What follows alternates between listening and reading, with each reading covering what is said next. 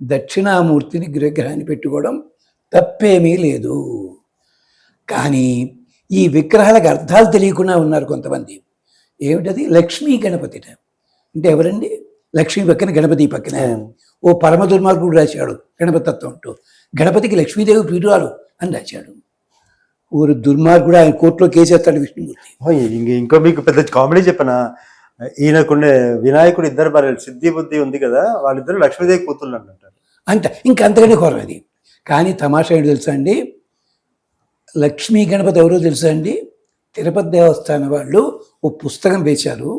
24 శిల్పాలు ఉన్నాయి. దాంట్లో ఒక శిల్పంలో అనిరుద్ధుడు అని ఉంటుంది. అచ్యుత మాధవ కేశవ అనిరుద్ధుడు అని. అనిరుద్ధుడికి 19 ముఖాలు, 9 ఇటు 9 ఇటు ఉంటాయి. మధ్య ముఖం ఏనుగు ముఖం. ఆయన వక్షస్థలం మీద లక్ష్మీదేవి ఉంటుంది. ఆయన లక్ష్మీ గణపతి.